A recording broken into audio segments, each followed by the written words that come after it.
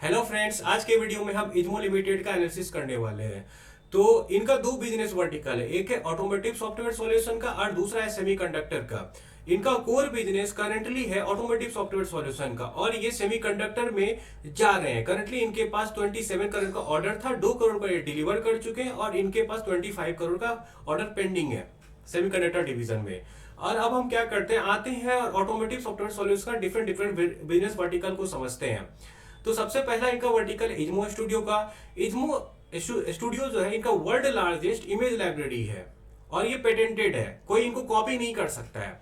And इनके पास खींचा हुआ फोटो के साथ साथ इनके पास कंप्यूटर जनरेटेड फोटोज भी होता है, डेट इज ये ग्राफिक डिजाइन करके फोटो जनरेट करते हैं।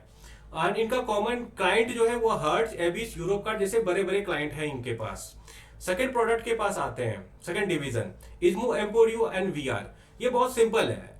बेसिकली इज्मो एम्पोरियो और वीआर में क्या करते हैं, एक में इज्मो एम्पोरियो में आप वर्चुअल शोरूम देख सकते हैं एंड इज्मो वीआर में आप टेस्ट ड्राइव कर सकते हैं किसी भी कार का। आप हेडसेट लगाओगे वीआर वाला और आप टेस्ट ड्राइव कर सकते हो, टेस्ट ड्राइव का फीलिंग ले सकते हो।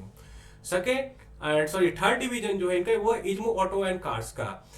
ये बेसिकली क्या हुआ, एक सॉफ्टवेयर सॉल्यूशन होगा। ये क्या करते हैं, अपने क्लाइंट को एक वेबसाइट बना के देते हैं। उस वेबसाइट पे क्या हो, जैसे आप अमेजोन वगैरह पे जाते हो ना, आप डिफरेंट डिफरेंट प्रोडक्ट को देख सकते हो, वैसा ही एक वेबसाइट होता है जो वो अपने क्लाइंट के लिए बनाते हैं। और वो क्या होता है, वेबसाइट पे जाके कोई भी कस्टमर अपने चॉइस का कार को देख सकता है, फिर उसका डिफरेंट डिफरेंट कॉन्फ़िगरेशन ट्राई कर सकता है, इवन परचेज ऑर्डर भी डाल सकता है और इन्वेंट्री भी चेक कर सकता है कि कार है कि नहीं है। और इस पार्टिकुलर डिवीजन में उन्होंने जेरोनिमो का एक्विजिशन करके रखा हुआ है। उससे क्या फायदा होगा, एक्चुअली मल्टीपल फायदा। जैसे पहला क्या है कि जेरोनिमो का एक फोर्ड जितना जैसा बड़ा क्लाइंट है, तो इनको फोर्ड जैसा क्लाइंट का एक्सेस मिलने वाला है इज्मो को। एंड सेकंड चीज क्या है कि इनका बोलना क्या है कि क्रॉस सेल कर सकें। जैसे जेरोनिमो का प्रोडक्ट को ये इज्मो लिमिटेड के थ्रू भी सेल कर सकेंगे इज्मो लिमिटेड के कस्टमर्स को। एंड इज्मो के कस्टमर को, जेरोनिमो को कस्टमर को ये इज्मो का प्रोडक्ट भी सेल कर सकेंगे। तो क्रॉस सेल अपॉर्चुनिटी यहाँ पे बनता है। और मैनेजमेंट का कहना ये है कि जेरोनिमो से ये FY26 में 27 to 28 करोड़ का रेवेन्यू टारगेट कर रहे हैं। और हाँ, अब ऑटोमोटिव सॉफ्टवेयर सॉल्यूशन के अंदर जो सबसे इमर्जिंग वाला बिजनेस आया जिनमें ग्रोथ ज्यादा है वो है फ्रॉग डेटा। फ्रॉग डेटा क्या है, बेसिकली इनका AI एंड डेटा साइंस का आर्म है, एक तरह से आप समझ लो। तो इसका फर्दर 3 पार्टिकुलर बिजनेस वर्टिकल, एक है data lake, second is frog AI factory and third is frog AI plus. Data lake क्या हो गया, ये ब्रेन है फ्रॉग AI का। इस यहाँ पे डेटा होता है और डेटा साइंस और आर्टिफिशियल इंटेलिजेंस पे डेटा इज ऑयल। ठीक है, तो बेसिकली ये डेटा यूज करके डिफरेंट डिफरेंट इंसाइट निकालते हैं अपने अपने क्लाइंट के लिए। तो अब फ्रॉग AI प्लस समझते हैं। फ्रॉग AI प्लस में क्या है, जैसे मैंने यहाँ पे आप देखो बोल्ड में लिख रखा है डिसीजन एनालिटिक्स प्लेटफॉर्म है। तो ये डैशबोर्ड बनाते हैं। तो अगर आपको पता नहीं है डैशबोर्ड क्या होता है, तो डैशबोर्ड बेसिकली आप एक ग्राफिकल वो समझ लीजिए जहां पे एनालिटिक्स होता है, जहां पे आप मान लो डैशबोर्ड खोलोगे, एक वेबसाइट जैसा पेज खुलेगा और वहां पे डिफरेंट डिफरेंट सेक्शन में डिफरेंट डिफरेंट चीज का एनालिटिक्स चेक कर सकते हो। जैसे कितना सेल हुआ है, कहाँ पे हुआ है, कहां पे सेल नहीं हो रहा है। बेसिकली आपको अपने बिजनेस को समझने में हेल्प होता है। I am just giving an random example. और तो यहाँ पे क्या होता है, फ्रॉग AI प्लस में एक डैशबोर्ड बनाते हैं, यूनिफाइड डैशबोर्ड, ऑल डीलरशिप को इंक्लूड करके। फिर यहाँ पे सेल्स का डेटा होता है, सेल्स का एनालिटिक्स दिखाते हैं, सर्विस का दिखाते हैं, मार्केटिंग का दिखाते हैं, अदर परफॉर्मेंस भी दिखाते हैं। सेकेंड है इनका फ्रॉग डेटा लेक, जो कि मैंने ऑलरेडी बता दिया, ये इनका ब्रेन है। और अब आते हैं फ्रॉग AI फैक्ट्री पे। AI फैक्ट्री में समझ लो इनका जो लेटेस्ट है ना, एजेंटिक AI, फिर LLMs, ये सब यूज करके ये लोग मॉडल बनाते हैं। और ये का AI application and development hub हो गया। इनमें इनका जो कॉमन प्रोडक्ट है कि वो है आपको warranty mind, warranty boost plus plus, auto minds and auto GPT. जैसे ऑटो जीपीटी यहाँ पर देख रहे हो, building next generation AI apps most probably using LLMs। और ये लोग बनाएंगे एजेंट वगैरह यूज करके एजेंटिक AI का ऐप वगैरह बनाएंगे यहाँ पे। फिर आपको हो गया ऑटो माइंड्स में AI ड्रिवन ये लोग प्राइसिंग करेंगे। वारंटी बूस्ट क्या हुआ इनका, find missing revenue in service data. मतलब क्या हुआ ना कि कहाँ से रेवेन्यू नहीं आ रहा है, कौन सा शोरूम है जहां से रेवेन्यू नहीं जनरेट कर पा रहे हैं, क्यों नहीं जनरेट कर पा रहे हैं, इस टाइप का एनालिसिस यहाँ पे करेंगे। फिर वारंटी माइंड क्या हो गया, AI based warranty claim automated process. ये तो सेल्फ एक्सप्लेनेटरी है। ठीक है, तो ये हुआ इनका ऑटोमोटिव सॉफ्टवेयर सॉल्यूशन का आपको बिजनेस। और अगर आपको यहाँ पे कोई भी डाउट है तो आप मुझे प्लीज कमेंट सेक्शन में लिखते हैं, मैं आपको कोशिश करूंगा उसे क्लियर करने का। और अब आते हैं सेमीकंडक्टर बिजनेस में। Semiconductor business is growing. हाँ, एक और चीज बता दो, फ्रॉग डेटा से they are expecting around 100 crore of revenue in FY26 and going forward. Frog Data और सेमीकंडक्टर वाला बिजनेस से इनका रेवेन्यू ग्रो होने वाला है ठीक ठाक। जैसे सेमीकंडक्टर बिजनेस से इनका एक्सपेक्टेशन है कि नेक्स्ट 3 ईयर 200 करोड़ का तो ये मिनिमम रेवेन्यू करेंगे। अब आते हैं थोड़ा सेमीकंडक्टर बिजनेस। सेमीकंडक्टर बिजनेस को समझने के लिए आपको सबसे पहले दो चीज समझना पड़ेगा, advance semiconductor packaging and custom packaging का डिफरेंस समझना पड़ेगा। तो कस्टम पैकेजिंग में क्या होता था पहले के जमाने में, इवन अभी भी होता है, पहले के जमाने में नहीं। तो आप देखो, एक सिंपल से एग्जांपल बताता हूँ, अपना डेस्कटॉप हो गया, डेस्कटॉप के अंदर क्या होता है, मदरबोर्ड होता है, अगर आपको पता हो तो। एक मदरबोर्ड क्या है, nothing but A circuit board. Circuit board में क्या कर रहे हो आप, कहीं पे मेमोरी कार्ड डाल रहे हो, कहीं पे प्रोसेसर डाल रहे हो, तो डिफरेंट डिफरेंट कंपोनेंट डाल रहे हो। तो यहाँ पे क्या हो रहा है कि जगह बहुत ज्यादा लग रहा है, और चूंकि जगह लग रहा है तो अंदर में कनेक्शन होगा, और अंदर में कनेक्शन होता है कॉपर वायर यूज करके। तो चूंकि कॉपर वायर यूज है तो सिग्नल लॉस होता है, एक कंपोनेंट से दूसरे कंपोनेंट जाने में जगह ज्यादा लग रहा है, सिग्नल लॉस हो रहा है। तो इसको बचाने के लिए एडवांस पैकेजिंग आया। एडवांस पैकेजिंग में क्या होता है कि एक साथ ही सबको पैकेज कर देते हैं, बहुत क्लोजली पैक कर देते हैं एक ही कंपोनेंट में, ठीक है। और उसका जो ये है ना टेक्निकल कैपेबिलिटीज हो गया इस कंपनी का, 3D die stacking, fine pitch wire bonding, class 1000 clean rooms, then RF MW packaging. तो एक एक करके इन चारों को समझते हैं। 3D डाई स्टैकिंग क्या हो गया, आप समझ लो कि नॉर्मली क्या होता है, जैसे आप मदरबोर्ड देख लो, ये क्या है कि हॉरिजेंटली अलाइन, हॉरिजेंटली रहता है और इसके ऊपर डिफरेंट डिफरेंट कंपोनेंट डाले जाते हैं। लेकिन 3D स्टैकिंग क्या होता है, वर्टिकली एक के ऊपर दूसरा, जैसे मल्टी स्टोरी बिल्डिंग होता है ना, वैसे ही 3D स्टैकिंग में एक कंपोनेंट के ऊपर दूसरा कंपोनेंट डाल डाल के कर देते हैं। इससे क्या होता है, जगह बचता है, वायर का यूज नहीं होता है, क्या बोलते हैं, कॉपर वायर का, जिससे सिग्नल लॉस का चांसेस कम होता है एंड जगह भी बचाता है। फिर आते हैं समझते हैं फाइन पिच वायर बॉन्डिंग क्या हुआ। देखिए, फाइन पिच वायर बॉन्डिंग का मतलब क्या होगा कि ऑप्टिकल पतला पतला पतला ऑप्टिकल फाइबर होता है ना, बहुत सारा ऑप्टिकल फाइबर वायर, और बहुत पतला पतला को कनेक्ट करने की टेक्नोलॉजी को एक तरह समझ लो कि फाइन पिच वायर बॉन्डिंग बोल रहे हैं। क्लास 100,000 क्लीन रूम क्या हुआ, देखिए ये लोग ना नैनोमीटर के स्केल पे काम करते हैं। तो वहां पे क्या होगा ना कि नॉर्मल जो अपना रूम होता है उसमें समझ लो तो आप 5-10 लाख माइक्रो पार्टिकल्स होते हैं। तो क्या होता है ना, इनका नैनो स्केल पे काम है, और इनको अगर माइक्रो पार्टिकल ज्यादा रहेगा तो प्रॉब्लम होगा। तो क्लास 1000 रूम का मतलब क्या हुआ कि एक रूम में 1000 से ज्यादा माइक्रो पार्टिकल नहीं हो सकता है, अगर होगा तो उनको प्रॉब्लम हो जाएगा अपने कंपोनेंट को बनाने में। एंड लास्ट क्या है, रेडियो फ्रीक्वेंसी। बेसिकली इनका काम भी चल रहा है रेडियो फ्रीक्वेंसी और माइक्रोवेव वाला प्रोजेक्ट बनाने का, सॉरी कंपोनेंट बनाने का। ये इवन इन्होंने बोला था कि BEL के साथ ये काम कर रहे कोई प्रोडक्ट पे। तो अब इनका सिलिकॉन फोटोनिक्स पैकेजिंग समझते हैं। तो ये क्या है, देखिए नॉर्मली डेटा को ट्रांसफर करने के लिए यूज होता है कॉपर वायर का। उससे क्या होता है कि आपको काफी इंफॉर्मेशन का लॉस होता है, तो उससे बचने के लिए आपको यूज किया जाएगा लाइट वेव्स का डेटा को ट्रांसफर करने के लिए, ठीक है। ये हो गया सिंपल सिलिकॉन फोटोनिक्स। और इससे क्या होगा, अल्ट्रा फास्ट ट्रांसफर होगा, क्योंकि लाइट यूज किया जा रहा है ट्रांसफर करने के लिए। फिर ये एनर्जी इफिशिएंट होगा क्योंकि इसमें सिग्नल कम लॉस होगा। और एक चीज, ये जो बना रही है 32 चैनल का है। 32 चैनल का मतलब क्या हुआ, 32 ऑप्टिकल फाइबर एक चिप से कनेक्ट हो सकता है। देन यहाँ पे इन्होंने लिखा हुआ है 22 डेसिबल से ज्यादा कम का लॉस होगा। 2 डेसिबल से कम का लॉस का मतलब क्या हुआ, 63% एनर्जी कंजर्व रहेगा, ठीक है। और मैनेजमेंट का बोलना क्या है कि achieving this kind of efficiency is exceptional actually में। लेकिन हमें ट्रैक करना पड़ेगा, मैनेजमेंट के बाद से नहीं जाना पड़ेगा, हमें देखना पड़ेगा क्या ये एक्चुअली में इस प्रोडक्ट का इन्हें ऑर्डर मिल रहा है कि नहीं मिल रहा है, राइट। और हाँ, एक चीज और बता दो, AI एंड डेटा सेंटर। देखिए AI एंड डेटा सेंटर में ग्राफिक्स कार्ड यूज होता है, उस ग्राफिक्स कार्ड में और डिफरेंट कंपोनेंट्स में कॉपर वायर का यूज होता है, और कॉपर वायर वहां पे बोतल नेक है, ठीक है। कॉपर वायर की वजह से क्या हो रहा है कि जो ये डिवाइसेज हैं इनके परफॉर्मेंस को इंप्रूव नहीं किया जा पा रहा है अब, ठीक है। ये बोतलनेक बन चुका है। और अगर इस कॉपर वायर्स को सिलिकॉन फोटोनिक्स से रिप्लेस कर दिया जाएगा तो उनका स्पीड काफी बढ़ जाएगा। तो ये मैनेजमेंट का बोलना है। और हाँ, अब आते ये एक प्रोडक्ट डेवलप कर रहे हैं सिलिकॉन फोटोनिक्स यूज करके, जिसका कि नाम है quantum random number generator.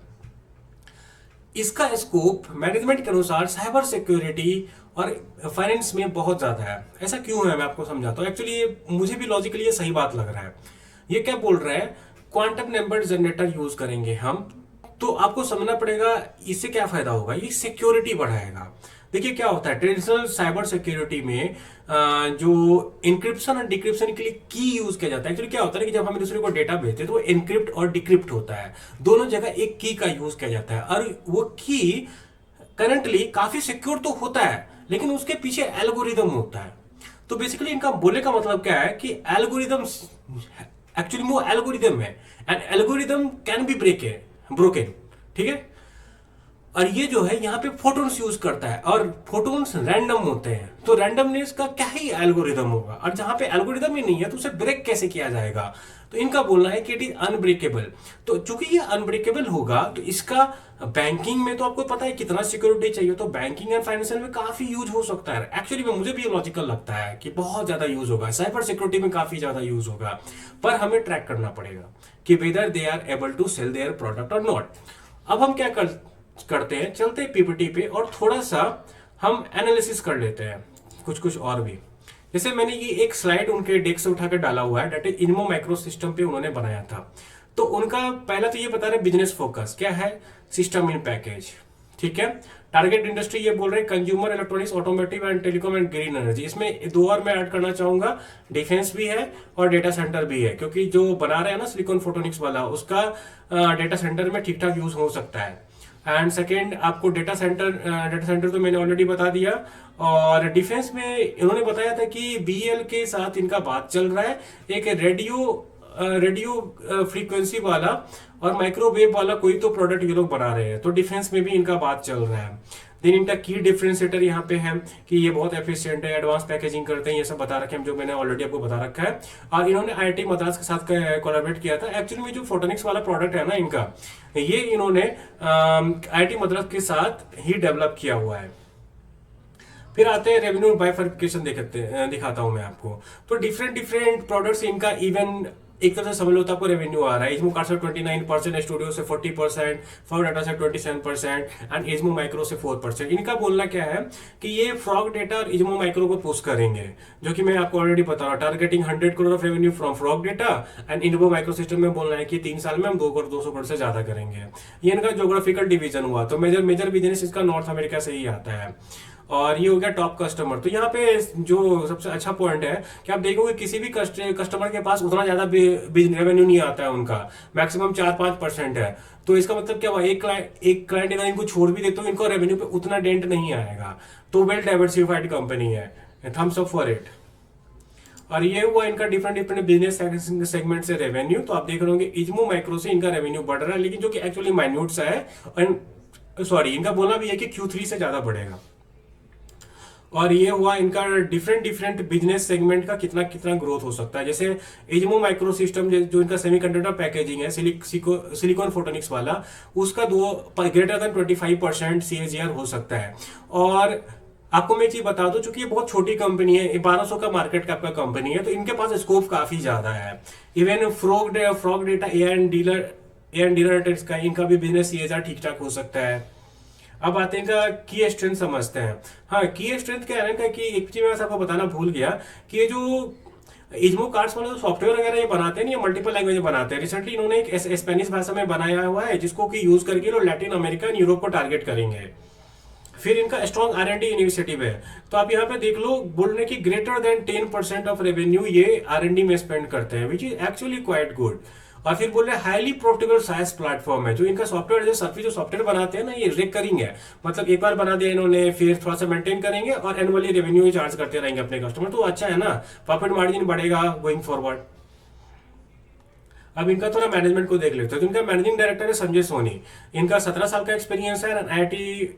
IIM Bangalore के ग्रेजुएट है, पोस्ट ग्रेजुएट है, विच इज गुड एक्चुअली। ठीक है, अब थोड़ा स्क्रीन पर जाता हूं मैं और आपको दिखा देता हूं इनका कुछ मैट्रिक्स। जैसे आप देखोगे इनका मार्केट का 1274 करोड़ का है, तो काफी छोटी सी कंपनी है। करंट प्राइस 861 है, ऑल टाइम हाई से लगभग 38% नीचे है।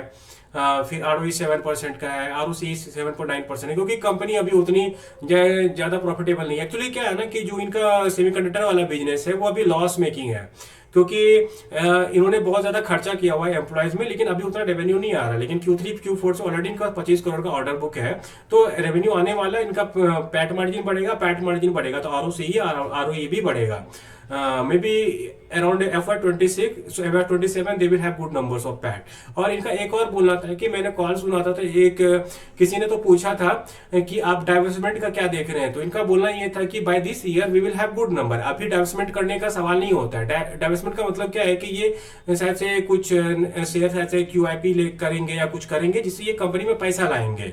इनका बोलने का मतलब ये है। तो बोलते हैं लेकिन अभी प्राइस भी ठीक नहीं था और उसके ऊपर से कंपनी का भी टॉप लाइन और बॉटम लाइन भी उतना अच्छा नहीं है। मे बी बाय Q3 और Q4 बॉटम लाइन सब अच्छा होगा तो हम बड़े इन्वेस्टर को अट्रैक्ट कर पाएंगे। तो बेसिकली मेरा बोलने का मतलब है कि बाय Q3 और Q4 इस कंपनी का अच्छा रिजल्ट आना चाहिए। अगर नहीं आता है तो वी शुड बी अलर्टेड। और हाँ, एक चीज और मैं बता दूं, इसका पी आपको यहाँ पे 25 दिख रहा है, लेकिन एक्चुअली में ये समथिंग अराउंड 50 होना चाहिए। इसका रीजन मैं बताता हूँ क्या है। अगर आप यहाँ पे सितंबर 2024 में देखोगे तो इनका अदर इनकम 29 करोड़ का आया था। तो ये इन्होंने कोई प्रॉपर्टी को बेचा था जिनसे इनको ये फायदा हुआ था, जिस वजह से क्या हुआ कि इनका एपीएस पुश हो गया। देख रहे हो आप यहाँ पे नॉर्मली 4 के आसपास रहता है, यहाँ पे 21 हो गया। तो जिस वजह से एपीएस पुश हो गया और आपको पीई रेशियो घट गया इनका। नॉर्मली पीई इनका 50 का होना चाहिए था। और ये इनका ईयरली रेवेन्यू तो आपको ये दिख रहा होगा कॉन्स्टेंटली इन्होंने रेवेन्यू तो ग्रो किया हुआ है, मतलब ये एफर्ट तो लगा रही है ये मैनेजमेंट। और ये रहा बैलेंस शीट में चलिए अब देख लेते हैं रिजर्व्स एंड बोरोइंग का क्या सीन, दैट इज कंपनी डेप्ट में है कि नहीं है। तो आपको देखो 344 करोड़ का इनका बोरोइंग है, 12 करोड़ का इनका आपको रिजर्व्स है, सॉरी 344 करोड़ का इनका रिजर्व्स है, 12 करोड़ का बोरोइंग है। तो कंपनी मोर और लेस डेप्ट फ्री, राइट। ये इनका फिक्स एसेट है, 270 करोड़ का इस कंपनी का फिक्स एसेट है। हाँ, कंपनी इज कैश फ्री। और अब आते हैं शेयर होल्डिंग पैटर्न देखते हैं। प्रोमोटर के पास 35% का शेयर होल्डिंग है, एफआईएस अराउंड 3.3% होल्ड करती है and public holds around 61% and उसमें से स्ट्रॉन्ग हैंड्स में अराउंड 8% का शेयर है।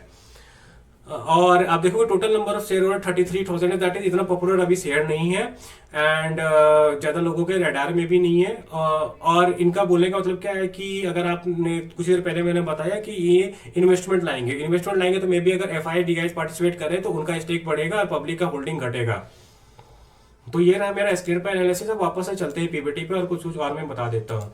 हाँ, मैंने एक फ्यूचर प्रोजेक्शन इनका बनाया हुआ है रेवेन्यू का, एबिटा का, पैट का। और उसमें एजम्पशन क्या लिया हुआ है, एजम्पशन वही लिया हुआ है जो मैनेजमेंट ने अपने कॉल में बोला था। मैनेजमेंट का बोलना है कि हमारा एबिटा मार्जिन 35 to 40% जाएगा, कोर बिजनेस हमारा 25 से 30% तक ग्रो करेगा और हमारा इज्मो माइक्रो सिस्टम से मिनिमम FY28 तक 200 करोड़ का रेवेन्यू आएगा। उस हिसाब से मैंने इनका पैट निकाला हुआ है। तो ये सब कैलकुलेशन आप देख सकते हो, जैसे कोर बिजनेस से इतना रेवेन्यू आ रहा है और इवेंचुअली जो होगा ना इनका पैट बनेगा 221 करोड़ का, ठीक है। Current PAT is around 49 crore on yearly basis. तो ये 4.5 का रेशियो बनता है। तो टोटल जो CAGR है ये आपको 65% का CAGR नेक्स्ट 2.5 साल के लिए बनता है। अगर करंट पीई पे लिया जाए तो इस कंपनी का उस वक्त मार्केट कैप 6,000 करोड़ का रहेगा। तो कितना का जंप हो सकता है कि 5x का शेयर प्राइस में जंप आ सकता है, कंसिडरिंग कि ये कंपनी उस वक्त इसी पीई पे रहेगा। लेकिन मैं आपको एक चीज बता दूं, अगर ये सेमीकंडक्टर वाला काम को सक्सेसफुली कर लेते हैं, क्वांटम रैंडम नंबर जनरेटर वाले प्रोडक्ट को अपने ठीक ठाक बेच लेते हैं, तो they will command better PE and they will have better market cap compare to now and compare to जो मेरा एनालिसिस है मैं आपको दिखा रहा हूँ। अब वापस से चलते हैं पीपीटी में। हाँ, मैंने आपको सब कुछ बता दिया जो कंपनी के साथ अच्छा हो सकता है, लेकिन हमें मॉनिटर करना पड़ेगा। हम मैनेजमेंट का सुन के बस नहीं जा सकते, हम रिटेल इन्वेस्टर हैं, हमारे तक इंफॉर्मेशन सबसे लेट पहुंचेगा, ठीक है। तो हमें क्या क्या ट्रैक करना पड़ेगा। मैनेजमेंट ने पहला क्या बोला है कि हमारा EBITDA मार्जिन 35 to 40% हो जाएगा Q3 से। और हमारे सेमीकंडक्टर बिजनेस प्रॉफिटेबल टर्न होगा, ये ट्रैक करना है कि होता है कि नहीं होता है, कि मैनेजमेंट बस बोल रही है। मैनेजमेंट का बोलना है कि 200 करोड़ का हम सेमीकंडक्टर से रेवेन्यू एक्सपेक्ट कर रहे हैं बाय 2028। उसके लिए उनको ऑर्डर भी तो मिलना चाहिए, प्रोडक्ट बिकना भी तो चाहिए। तो आपको पता चलेगा कि वो उनका प्रोडक्ट बिक रहा है कि नहीं बिक रहा है, कि बस ये बात कर रहे हैं। तो आपको देखना पड़ेगा, अगर प्रोडक्ट बिक रहा है तो आपको कॉन्फिडेंस होना है, थोड़ा और पैसा लगाने का सोच लो। नहीं बिक रहा है, कुछ हो ही नहीं रहा है, तो क्यों और पैसा लगाना। फिर आपको इनका भी प्रोग्रेस देखना पड़ेगा, सिलिकॉन फोटोनिक्स वाला और क्वांटम रैंडम जो प्रोडक्ट कैसा कर रहा है, अच्छा कर रहा है, दैट इज इनका ये वाला डिवीजन अच्छा कर रहा है, तो कंपनी में स्कोप है, कंपनी को लोग प्रीफर कर रहे हैं। और हाँ, कोर बिजनेस में ये बोल रहे हैं 25 to 30% का रेवेन्यू ग्रोथ गाइडेड है, ये भी आपको चेक करना पड़ेगा कि अचीव कर पा रहे हैं कि नहीं कर पा रहे हैं। और इनका बोलना क्या है कि फ्रॉड डेटा से ये 100 करोड़ का रेवेन्यू करेंगे, वो भी ट्रैक करना पड़ेगा। बेसिकली मैनेजमेंट जो भी बोलिए ना, हमें ट्रैक करना पड़ेगा कि मैनेजमेंट डिलीवर कर देंगे। चलो मैनेजमेंट बोल रही है कि 35% का एबिटा करेंगे, एटलीस्ट 30% का तो करें। मैनेजमेंट बोल रही है कि पैट पॉजिटिव करे, थोड़ा तो पॉजिटिव करें, थोड़ा तो इंक्रीज करे पैट में। ऐसा तो नहीं कि बोल कुछ और रही है कर कुछ रही है, ज्यादा डाइवर्स नहीं होना चाहिए। पॉजिटिव करे, थोड़ा पॉजिटिव करे चलेगा, थोड़ा नीचे हो तो भी चलेगा, लेकिन बोल रहे हैं कि 100 करेंगे और 50 कर रहे हैं, तो ऐसा नहीं होना चाहिए। ठीक है। और मैं आपको इसमें पर्सनल टेक बताता हूँ। देखिए मेरा पर्सनल टेक क्या है, I already have a position in it. मैंने क्या किया, छोटा सा अपना पोर्टफोलियो का एलोकेशन इसमें डाल दिया ताकि मैं इसे ट्रैक करूं। और मुझे ये पर्सनली एक इंटरेस्टिंग बिजनेस लगती है। जो मैं थोड़ा सा कंप्यूटर साइंस बैकग्राउंड से हूं, तो मुझे लगता है कि क्वांटम रैंडम नंबर जनरेटर वाला जो प्रोडक्ट का काफी यूजफुल हो सकता है, क्योंकि ये अनब्रेकेबल है, एक्चुअली में अनब्रेकेबल है, तो इनका स्कोप काफी है। तो मैंने अभी इसमें एंट्री ले लिया है। मैं क्या करूंगा, Q3 का वेट करूंगा। जब तक Q3 का रिजल्ट नहीं आता मैं कुछ नहीं करूंगा, ना पोजीशन कट करूंगा ना पोजीशन बनाऊंगा। देखूंगा Q3 में परफॉर्मेंस कैसा आ रहा है और मैनेजमेंट क्या बोल रही है, और अगर अच्छा आया तो मैं थोड़ा और पोजीशन बिल्ड करूंगा इसमें। फिर मैं सेमीकंडक्टर वाले बिजनेस को ट्रैक करूंगा। अगर सेमीकंडक्टर में इनको ऑर्डर आता रहता है, मुझे लगता है कि 200 करोड़ का रेवेन्यू कर लेंगे, तो मैं और पैसा इसमें डालूंगा। अगर ये नहीं करेंगे, Q3 का बिजनेस परफॉर्मेंस बहुत खराब होगा, तो मैनेजमेंट को सुनूंगा, मैनेजमेंट क्या कर रहा है। I will may be 1-2 quarter और रुको। अगर 1-2 क्वार्टर तक यही चलेगा कि मैनेजमेंट मुझे ये बोल रही है कि नहीं we are not able to deliver, ये वो फालतू का रीजन देगी, तो आई विल प्रीफर एग्जिटिंग। ये मेरा इन्वेस्टमेंट थेसिस है, मैं आपको बता रहा हूं। और आप अपना इन्वेस्टमेंट थीसिस खुद से बनाएं, आप अपना रिस्क एपेटाइट के हिसाब से, और कोई भी डिसीजन लेने से पहले अपने फाइनेंशियल एडवाइजर को कंसल्ट करें। ये रहा मेरा एनालिसिस। Thank you. मेरा काम है आपको सिखाना, आपका काम है खुद के समझ से डिसीजन लेना। Thanks for watching.